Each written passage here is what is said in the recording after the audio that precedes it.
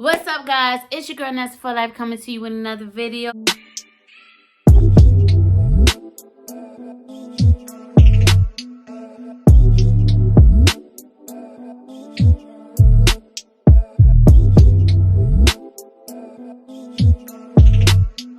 I kind of wanted to catch up with you guys. It's been a very long time since I spoke to you. I just had surgery about a month ago, so this video will be about that surgery because I'm a part of a few different Facebook groups where we talk about this. Is bladder prolapse, rectum prolapse, and uterus prolapse. So I have recently had a whole pelvic floor reconstruction. When I had my daughter Aaliyah in January, when she came out, my bladder came down. It totally collapsed. Sometimes these happen when basically being pregnant, definitely women, when we have really large bellies, when we're overweight, constantly lifting heavy things. These are things that we go through, and a lot of women are so ashamed of, talking about it because it's embarrassing. People, especially like a lot of men nowadays, like to make fun of us. So ladies, this is for you. Men, this is for you if you want to be educated. Excuse me. If you want to be educated on what's going on, but in the end of the day, you know what I'm saying, it is life, and life happens and things happen. So I had my reconstruction. When it came to my prolapses, I also had a partial hysterectomy where they removed my uterus, they removed my tubes, but they left the ovaries. So I just kind of want to let you know what that process is, what it was for me, what it was like, and the healing process. I'm still in healing. I'm only 1 month post-op, so there is still a lot of pain. Some days are better than other days, but just kind of want to tell you. I want to tell you what's going on. So we're going to have this conversation right now. Are y'all ready? All right. So before you go into having surgery, you basically, what I noticed is that when I had my daughter, I noticed this bulge at the opening of, my vagina, and I was embarrassed. I didn't want to talk about it. I didn't understand what was happening. I was ashamed. I didn't want to bring it up to nobody. I surely did not want to engage in any sexual interaction whatsoever, because who wants to do that? You don't know what's happening. And it was the beginning of COVID, so doctor's offices were closed, and I didn't really know what to do.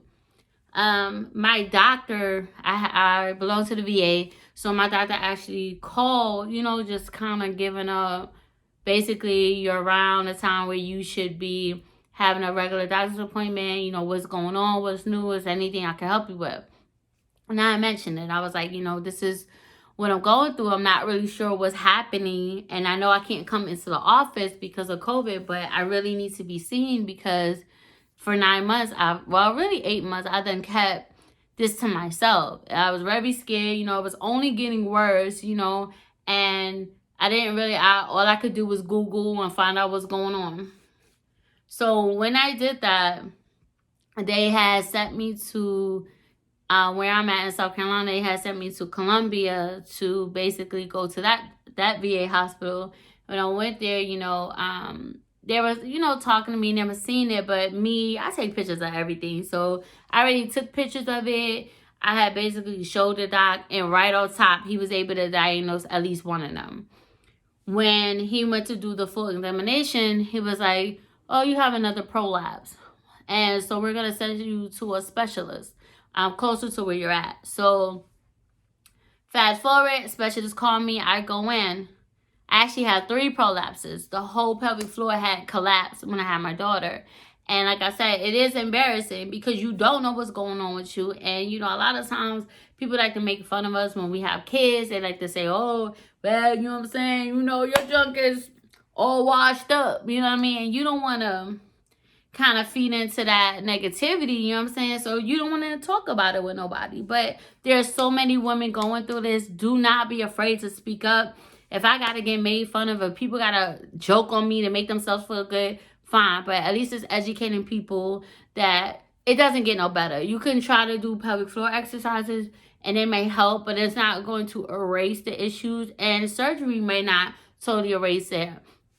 there are a lot of challenges that come after you have your surgery, but we'll get to that. You know, the first thing I want to tell you, okay, so fast forward, I'm at the exam. He realized I had 3 prolapse. He was like, oh, I can fix that, but you're going to also have to have a partial hysterectomy because everything is messed up in order for us to pull it. And then you don't want to have more kids and we fix this and basically it happens again, which I already have 5. I wanted a son. It ain't going to happen.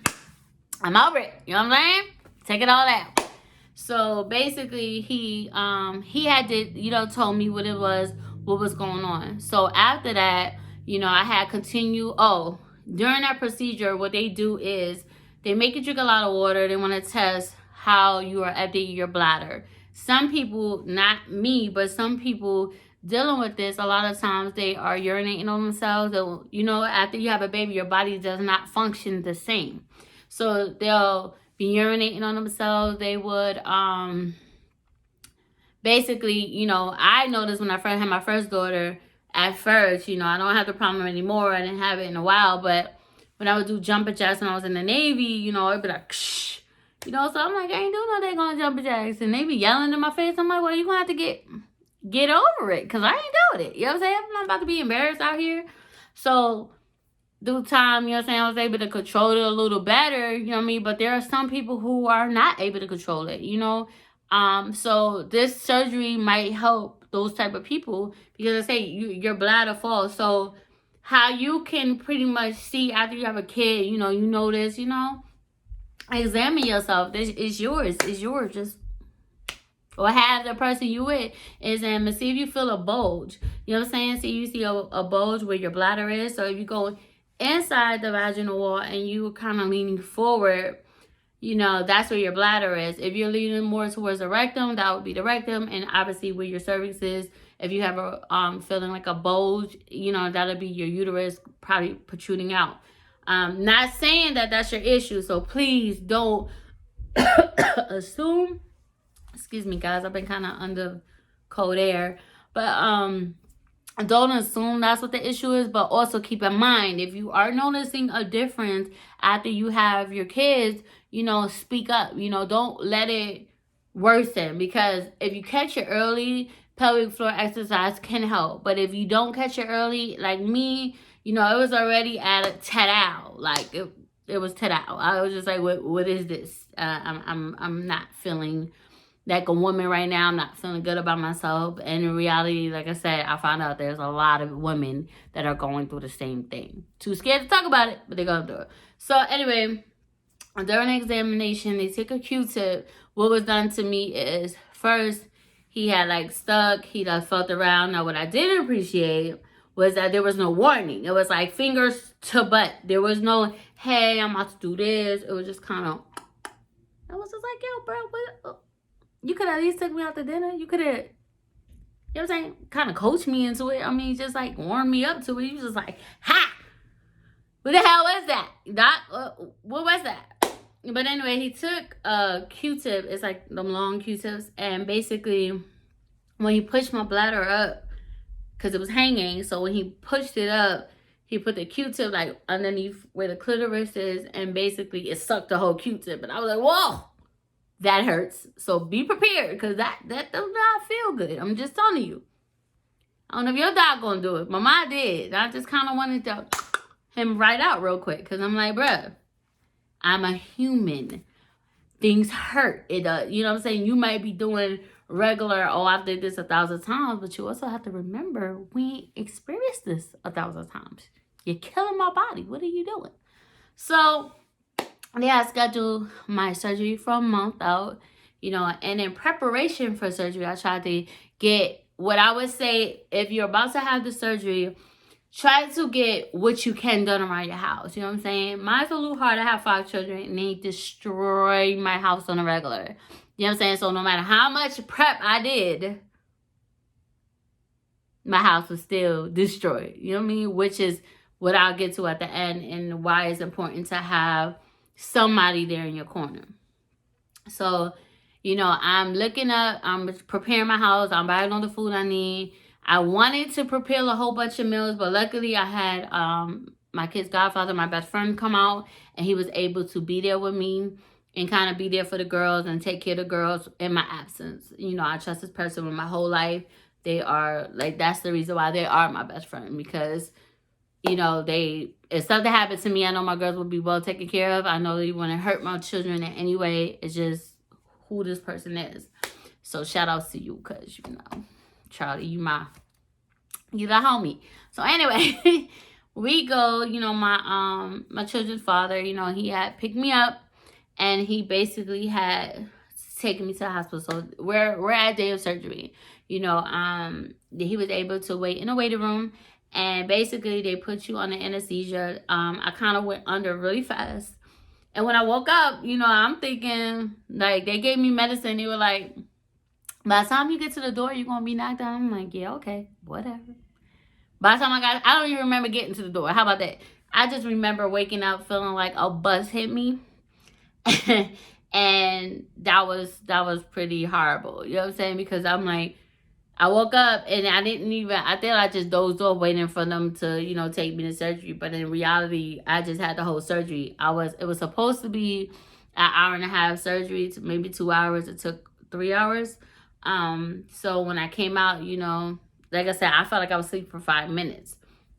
And then, what else happened?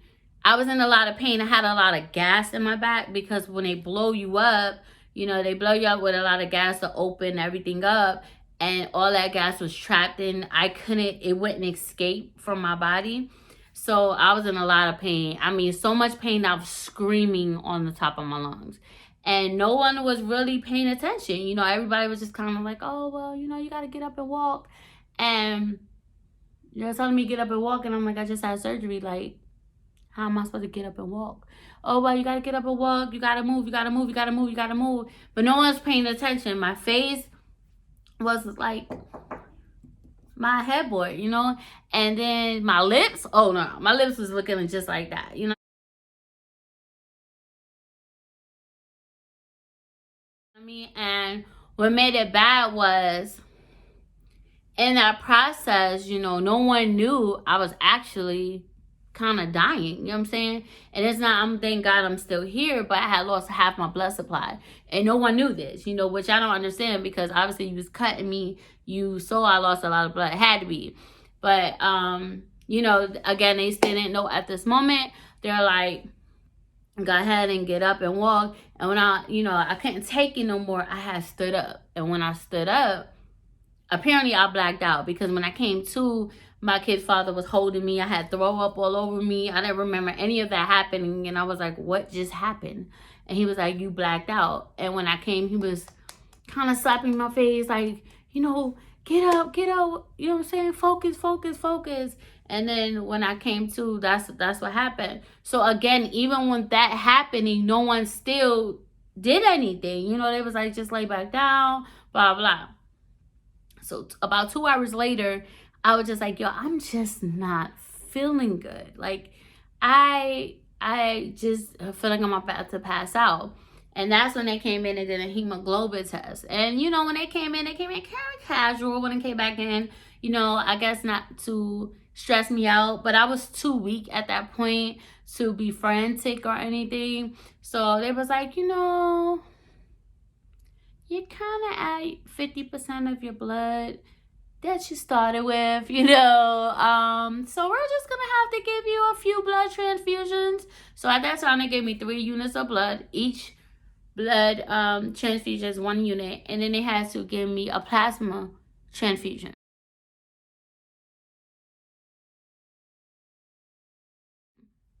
So with that, you know what I mean, they gave it to me. I'm gonna insert some pictures inside so you guys could see. I just kind of, I was too weak to do a lot of things, so basically I just took a picture of the blood going into my hand, because a lot of times I was kind of like in and out, you know, trying to sleep.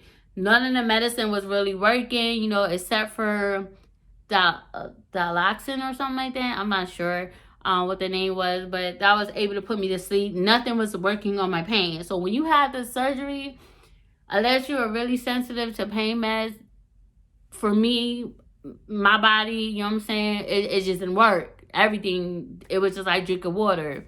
You know, no pain meds was helping me whatsoever. So Fast forward, I got that,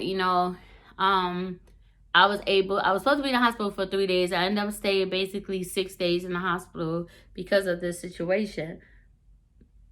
As I did that, they would say, well, you have to get up and walk. And I couldn't pass my bowels. So I was really in a bad place because I had all this gas, which was trapped. And then I also needed to use the bathroom. I could feel it. When you lose your uterus, basically your intestines fall into its place. It's going to shimmer down. Any day is going to fill any empty spaces. So basically that's what happened. So I could feel it, but it wouldn't come through. Then they were giving me stool softeners. So it was loosening everything up. But then it would sound like my stomach was flushing like a toilet. Like you would literally hear it sound like a toilet flushing. Yet I still couldn't go. By the time it actually started, I was like, well, I got to start walking. So I would pick myself up because sometimes, my kid's father was there. Other times he wasn't. And, ain't nobody at the hospital was helping me walk. So I just had to get up and bust and move myself. So with all the pain, because it becomes a lot of pain when there's a lot of gas trap. Understand, when you start feeling all this pain up in your back and your stomach, a lot of times I might just be gas and you just got to walk or have somebody rub your back and stuff like that. So I walked and I got up and I did what I could. I couldn't walk long because it's very painful. But at the end of the day, I got up, I did what I had to do. And then I started making more trips up.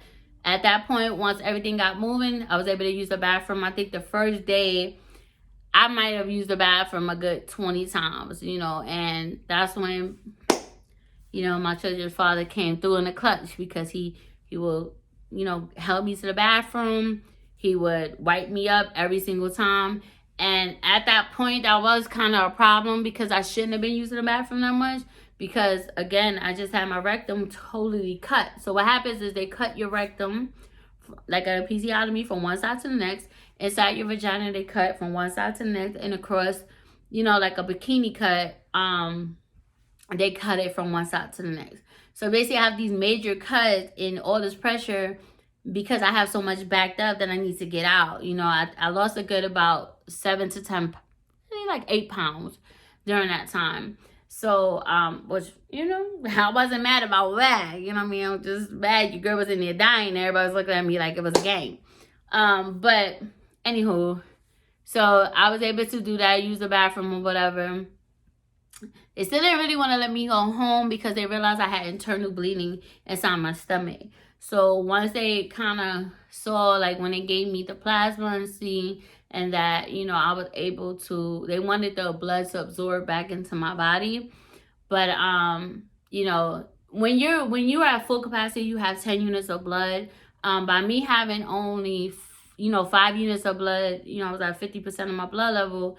And they gave me 3 extra units of blood plus, the plasma. But I think that last 2 units of blood, that's probably was in my belly. And that's what they wanted to absorb back in. So, we waited, and that's why I was still at the hospital. Even though they wasn't really quite ready for me to go home, I was ready to go home. I was ready to get up out of there because I didn't feel like I was getting the proper care that I should have had. I felt like it was one of those things, like I do the surgery all the time and it wasn't really being taken serious. And me almost dying told me that. No one really coming in. Some of the nurses came in to rub my back, but it wasn't a lot of help. It was just one particular nurse. I don't know who your name is, but she was such a blessing. If you ever see this and you remember my face, you was such a blessing because you helped me out that day, girl. Whew, you don't even know. But, some had attitudes, some were sweet. I went through a lot of different nurses, but in reality is I couldn't eat. I didn't want to eat, and I felt it was kind of safer that I didn't eat because you don't want to eat and something, hurts you. You know what I mean? Like, you don't know what you're going through. So I didn't really have much appetite. When I came home, I still didn't have an appetite. I was kind of scared to eat. It hurt trying to sit on the toilet. Like basically I would have to get up and sit down like that. So you're not supposed to hover over the toilet, but that's what I had to do, kind of like rock back and forth. It burned when you pee, so yeah, y'all, I'm about to blow y'all mind. The fact that I bet you to pee. So I've had catheters before, And typically what I have had done was basically they would take the catheter and, you know, your pee hole for a woman is underneath, like kind of where your clitoris is, not in your clitoris, but it's underneath there. So they would normally take the catheter and put it inside there. So if this is your clitoris, it's like a hole under there. So the clitoris up here, your hole right here. So they'll put it in. But this time, I don't understand what happened. But, you know, I'm feeling this catheter, because you got to go home with a catheter. You know, you go home with a catheter for a week, a whole week. So I'm feeling this catheter, and I'm like, it's going into my vagina opening. Like, that should not be where that's going. I've never had it like that before. And then, so I'm feeling. So me, again, so if you're taking pictures, I know y'all will, because I deleted them.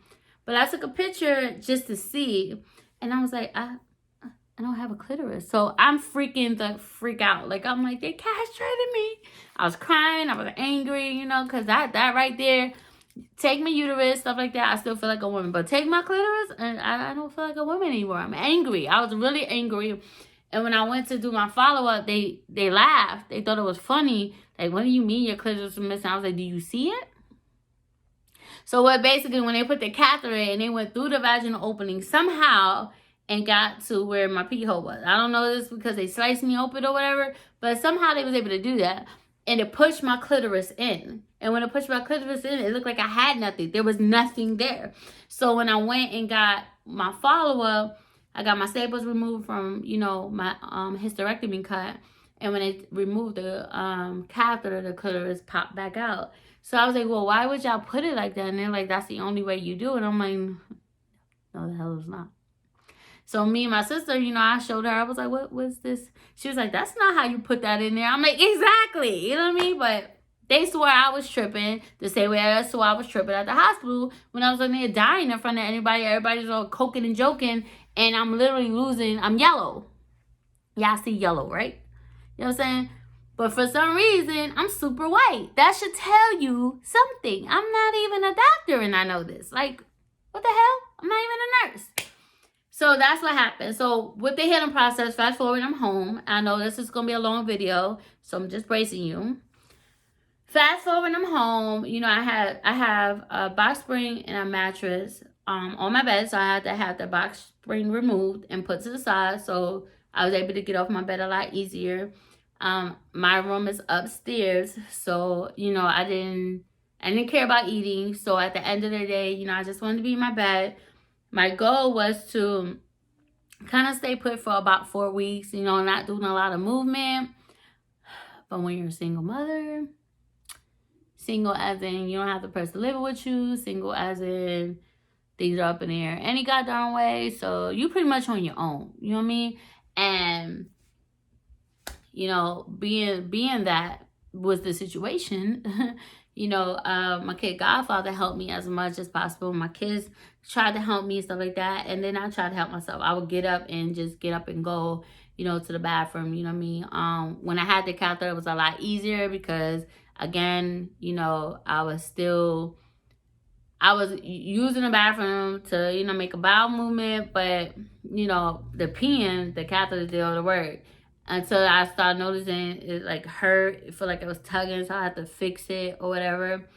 But, you know, for the most part, I just kind of laid down as much as possible. But that pain in my back was so severe and it was coming back. So, you know, I had to be very careful with that. So just understand that you are going to feel pain. It is excruciating at times. You know, at least it was for me. There was times where I was just laying there crying because I couldn't scream for help. No one could hear me. Everyone's downstairs. And I was literally,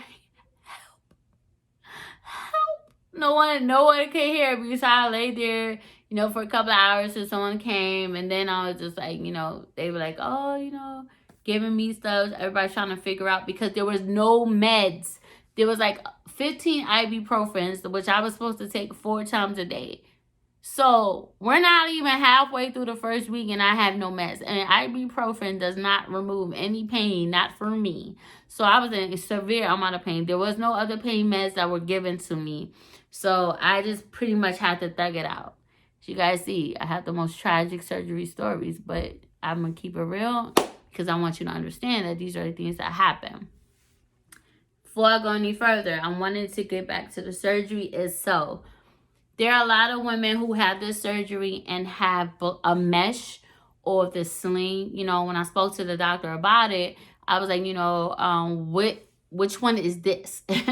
You know, and he was like, well, I'm not doing any of that. He said, because the mesh, it basically breaks up and it kind of embeds itself into your vaginal opening. He said, I mean, your vagina wall. I'm sorry. And he's like, basically, like, I've had to try to repair other people's work and they be so shredded and be pieces and you can't get all the pieces out. So I'm so glad he didn't do that. For the sling, he was like, it doesn't really work that great either. So I forgot what kind of suture he called it, but basically he put a suture and basically holds it up. Well, you can never lift after the surgery over 30 pounds because it will basically, everything will collapse again and you'll be back into the same situation. So that's the long-term effect of the surgery, is that you will not be able to lift over 30 pounds ever again in life. You can't do any weight training or any of that because it's going to put you back in the same situation. So this is why early detection, you know, is important. Now, if I knew what I was looking at back in the day, you know, with the other kids, because this was a process over time, you know, I just didn't realize what was happening. I thought it might have been something else. But now that I know, I wish back then when I first started to see the first signs of it, I would have got it fixed at that moment.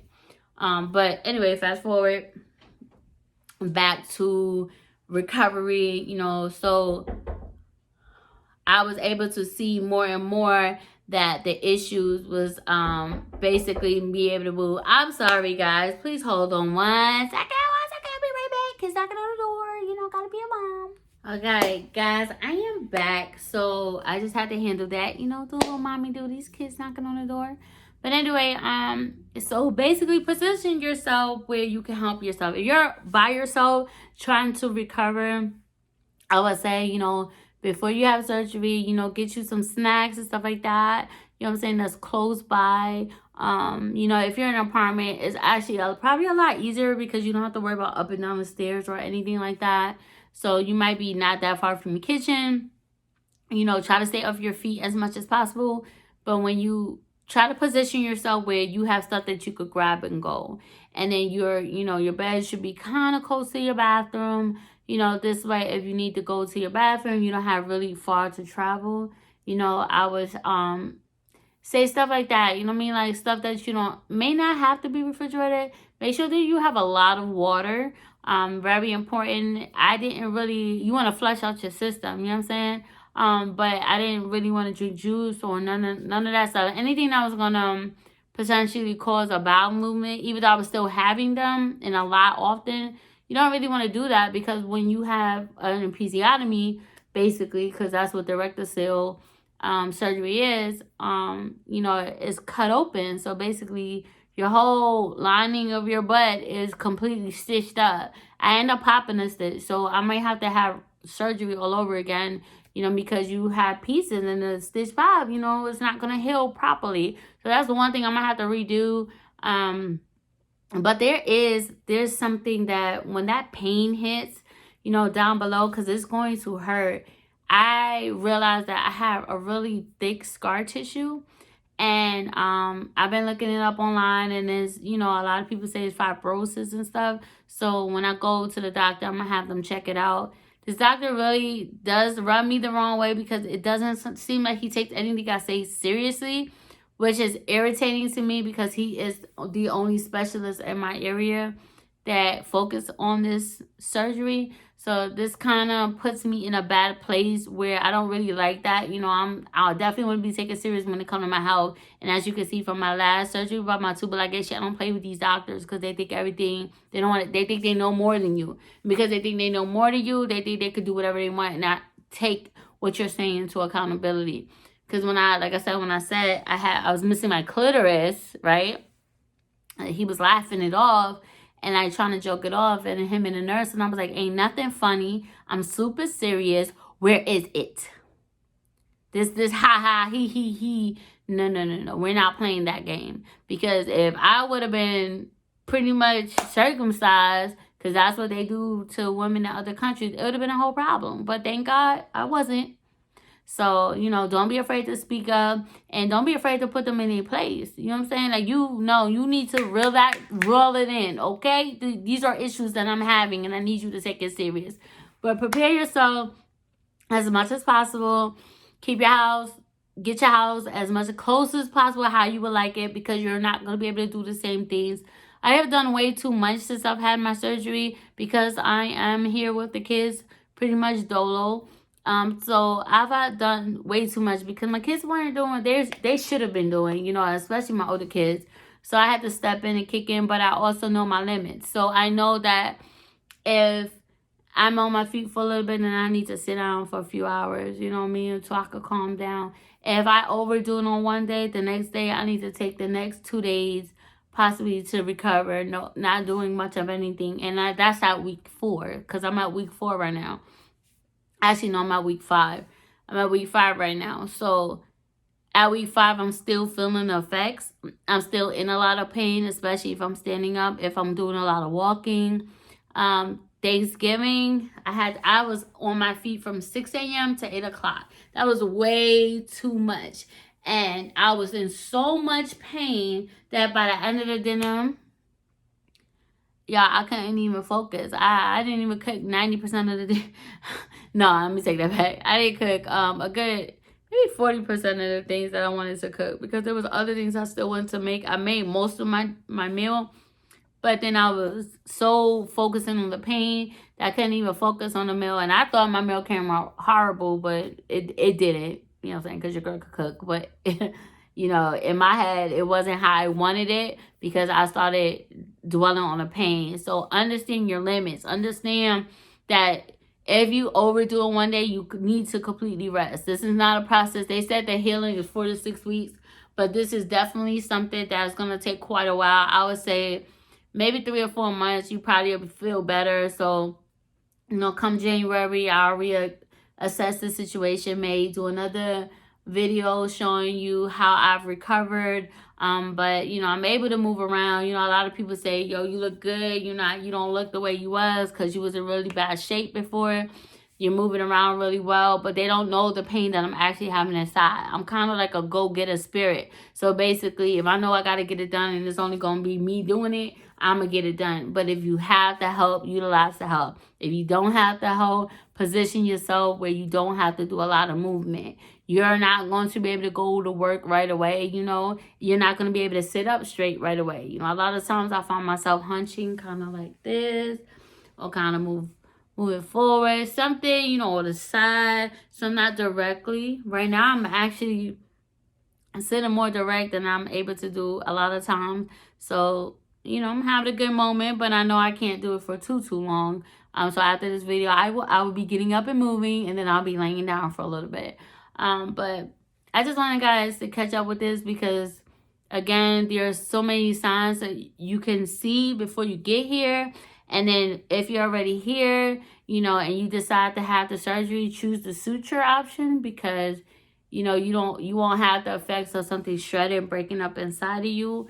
The other takeaway is prepare yourself. It's all about preparation.